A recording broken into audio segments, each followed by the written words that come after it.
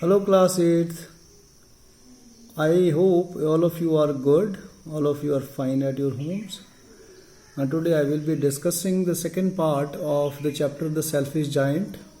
Let's start. In the beginning, the hints have been given regarding the text of second part, and it is like this.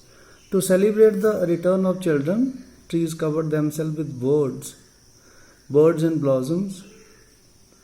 The giant was delighted to see his friends back, especially a little boy whom he loved dearly. The little boy soon disappeared, only to return much later. Let's see. He saw most wonderful sight. Through a little hole in the wall, the children had crept in, and they were sitting in the branches of the trees.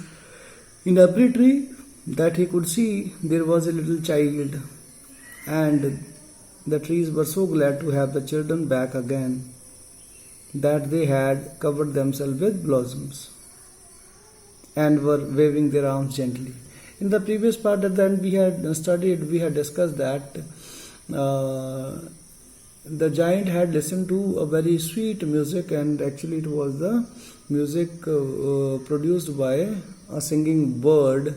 He was very happy to listen to that music, and he thought that very soon spring will be visiting his garden.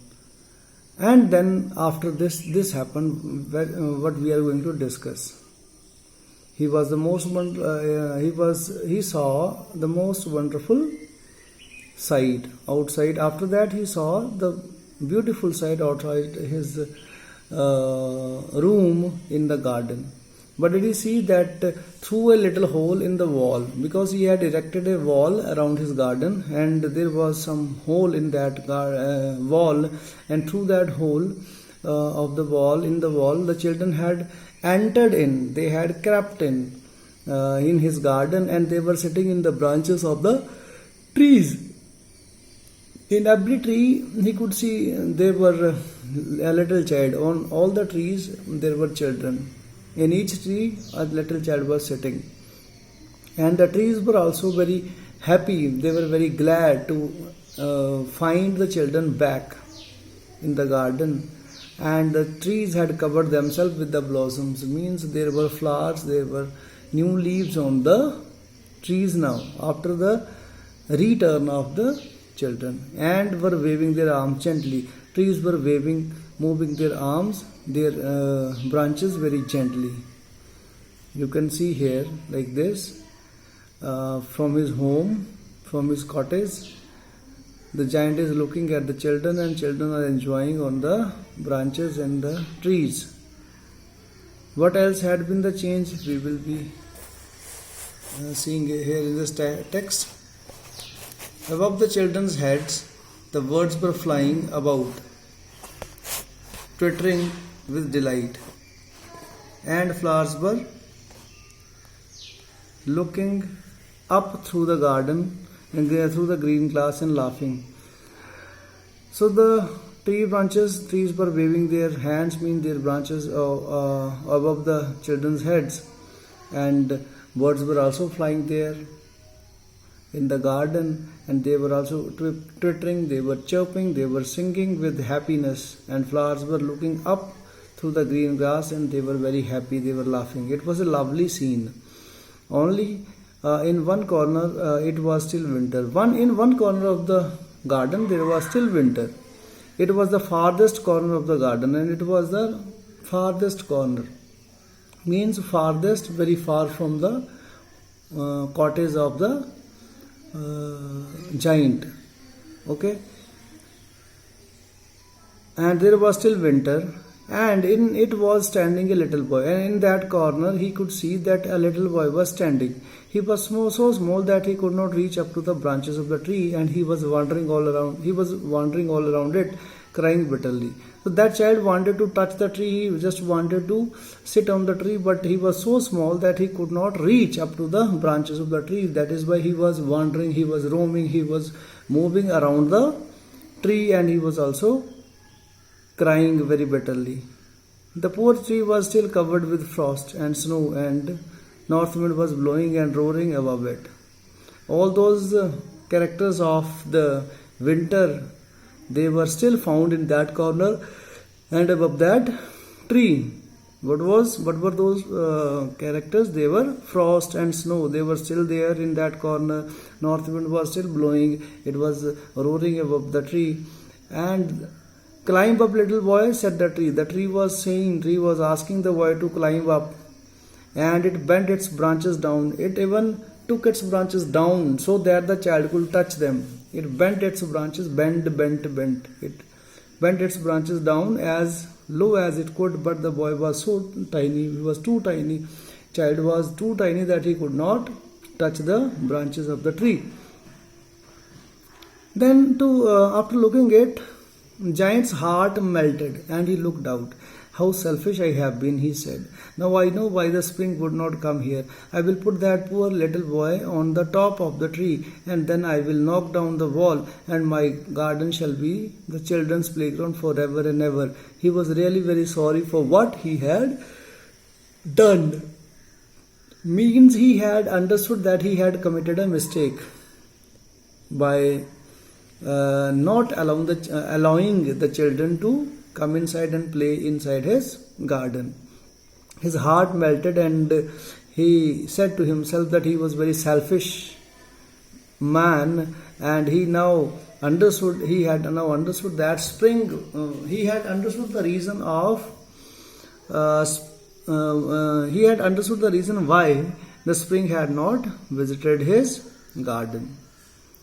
It comes to his mind that I will put that poor boy at the top of the tree, and then he will knock down the wall, and simultaneously he decided that he will destroy the wall, he will knock it down, and finally it was decided by him that his garden will not be his own anymore, but it will be the garden of the children, and it will be children's garden forever, children's playground forever. He was really very sorry for what he had done. So he crept downstairs and opened the front door quite softly. Downstairs means he was inside his room, he was inside his home, and he came downstairs and opened the front door and went out into the garden. But there were children in front of him, and when the children saw him, they were so frightened and they all ran away. When the children saw him, they were all afraid, they were fearful, they were frightened, and they started running. Rather, they ran away from the garden, and the garden became winter again. Only the little boy did not run. There was winter all around in the garden now. When the children ran out of the garden, that little boy did not run, because his eyes were so full of tears that he did not see the giant coming. He could not realize the arrival of the giant, because his eyes were full of tears. And the giant stole up behind him. He reached behind him without being noticed by him, and took him gently in his hands and put him up into the tree. So he picked the child in his hands, and he took him upward and put him up into the tree, and the tree broke at once into blossom. As the child touched the tree, as the child reached the tree broke up at once into blossom, meaning there were flowers on the tree, and the birds came and sang on it, and birds also came and they started singing on the tree. And the little boy stretched out his two arms and flung them around the giant's neck.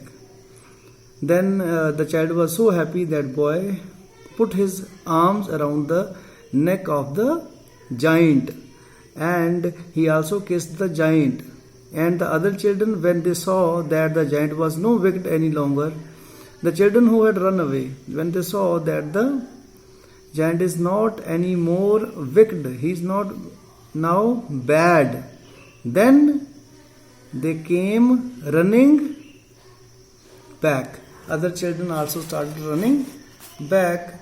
With them came the spring, and as those children came with them, the spring season also returned. Otherwise, when they had left the garden, there was winter in the garden. "It is your garden now, little children," said the giant, and he took a great axe and knocked down the wall. Then he declared that, "Children, this is your garden now." And immediately after he took some hammer or some axe and he knocked down the wall, mean that wall was destroyed. And when the people were going to the market at 12 o'clock, they found the giant playing with the children in most beautiful garden they had ever seen. In the afternoon, they were going to the market, they saw that there was no wall anymore around the garden. The garden had been very beautiful, and the giant was playing with the young children. All day long they played. In the evening they came to the giant to bid him goodbye. So children and the giant, they played all day long, and in the evening when the children were tired, they just wanted to leave for home, so they came to the giant and bid him goodbye. They said him goodbye. "But where is your little companion?" he said. He asked for that little boy, little companion, little friend. "The boy I put into the tree." "Where is that boy?" "I had put him into the tree. Where is he?" The giant loved him the best because he had kissed him. Giant had very much affection in his heart for that little boy because he had kissed him and he wanted to see him again. "We don't know," answered the children. "He has gone away. You must tell him to be sure come tomorrow," said the giant. But the children said that they didn't know where he lived and had never seen him before, and giant felt very sad. So when he asked the children about that young companion, then they said that they didn't know where he comes from. Okay, and they had never seen him before. And listening to these words, giant was very sad. Every afternoon when school was over, the children came and played with the giant. Now it was the routine of the children. They used to come from school and they used to play with giant, but the little boy whom the giant loved was never seen again. That little boy was never seen. The giant was very kind to all the children, yet he longed for his little friend and often spoke of him. How I would like to see him, he used to say.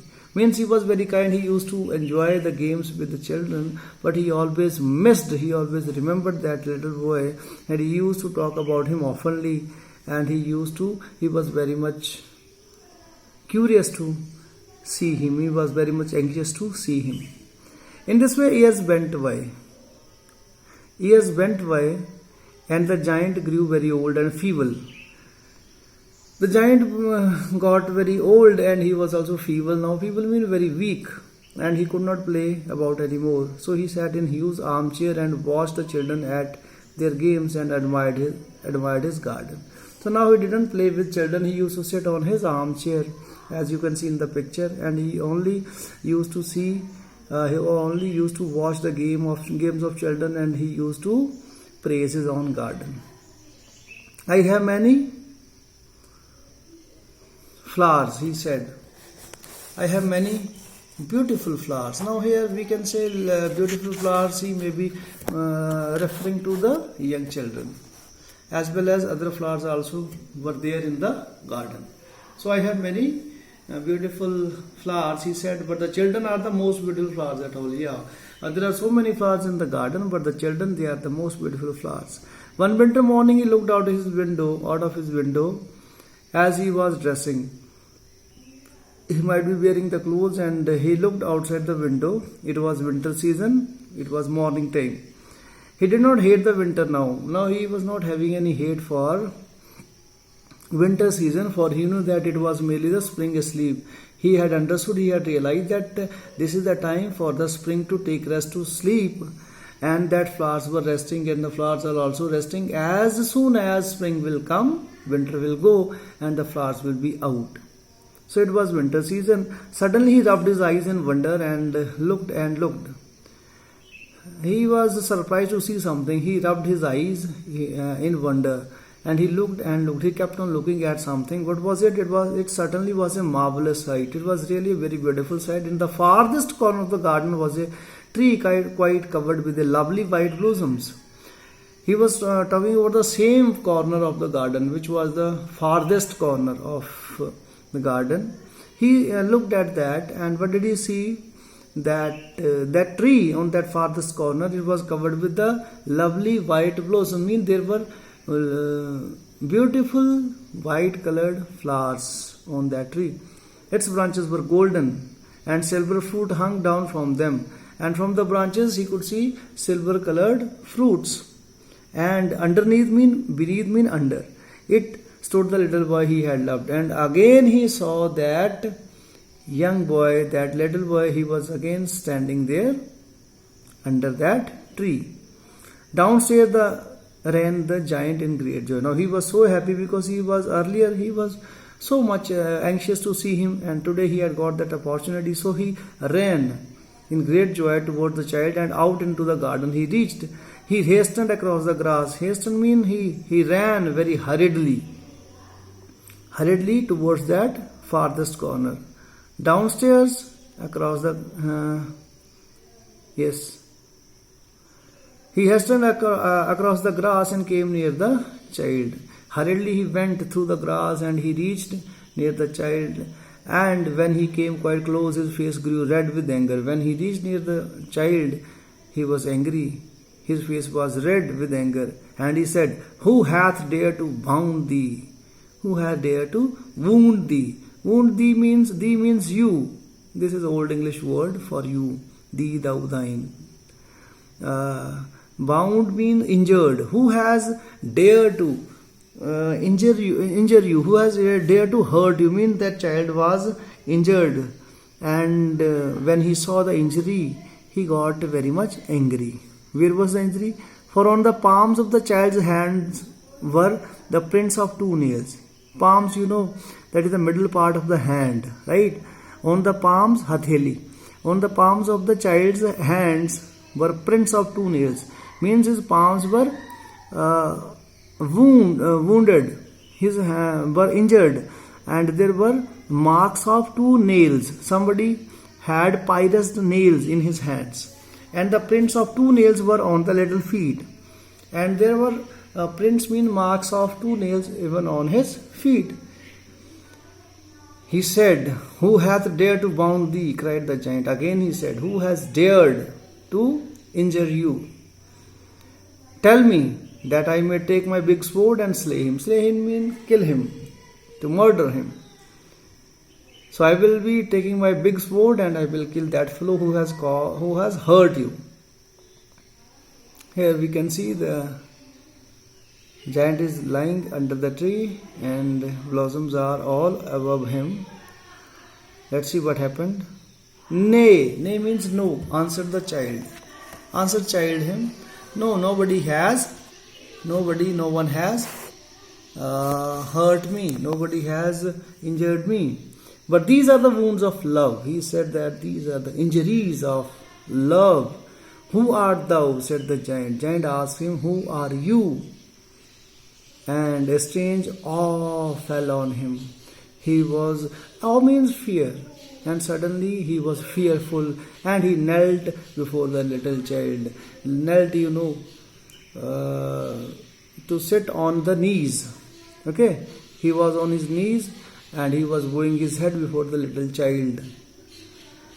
And the child smiled on the giant and said to him, and then the child, now you might be thinking what would have happened, who was that child? Actually who was he? Whom can we remember when it is about the nails on palm and the feet? Dear student, it is about the Christ, Jesus Christ. He was crucified with the nails, you know that, on his feet and on his even forehead and palms. So he immediately, when he asked, "Who are you?" and then he might have understood that it is God himself in the form of little child has come to him. That is why he knelt before the little child, and child smiled on the giant and said to him, "You let me play once in your garden. Once you had given me opportunity to play in your garden. Today you shall come with me to my garden, and today I have come to take you with me to my garden, which is paradise. And my garden is paradise. Paradise means heaven. I am going to take you to the heaven."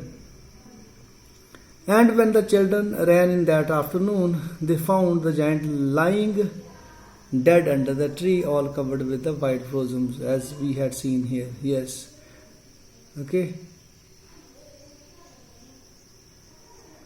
When the children ran in the afternoon, when children reached the garden to play, they found that the giant was lying he was lying dead under the tree, and he was covered with the white blossoms. In this way, the story comes to an end. It was about the selfish giant, which was written by Oscar Wilde. He was a famous novelist. Okay. Now, about the question answers, you have to do these question answers. Giant saw a most beautiful, so wonderful sight. What did he see? It was in the very first line, the very first part. It was the answer was given. He saw the wonderful sight through a little hole in the wall. Children had crept in, and they were sitting in the branches of the tree. In every tree he could see, there was a little child, and the trees were so glad to have the children back again that they had covered themselves with blossom, and they were waving their arms gently above the children. That was the answer to this question.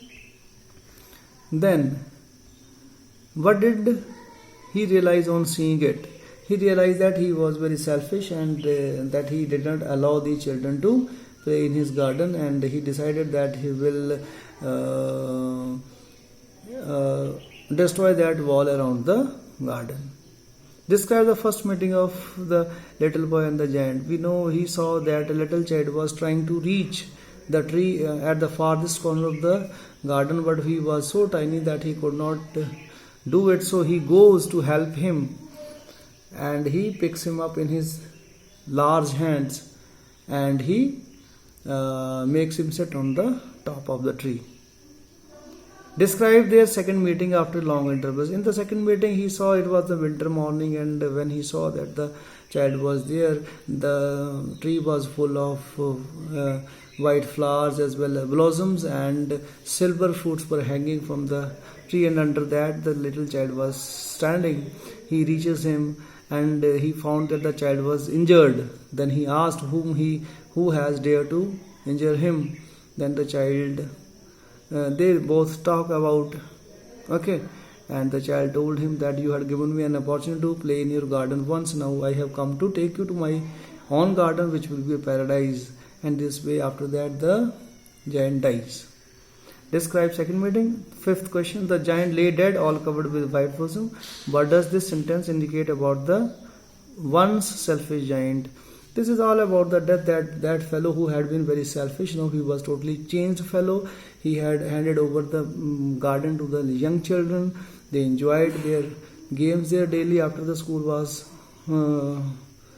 closed. School was over for the day, and now the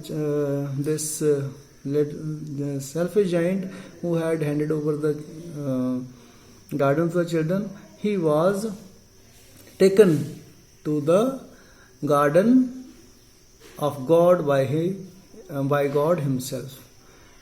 Now he was not anymore a selfish giant. Then these are 5 questions, and then 2 these will be long answer type question. You have to write their answers to. The little child's hands and feet had marks of nails. Who does the child remind of you? I had told you this child reminds us of Jesus Christ. And rest you have to write down the answer. Is there something like this garden near you where you live? Would you like one without the giant perhaps, and why? What would you do to keep it in a good shape? You have to write about it. Okay, so this was all about this chapter, dear students. If you find any problem, you may make a call to me, and keep preparing, keep studying, stay safe, stay happy. Okay, thank you very much.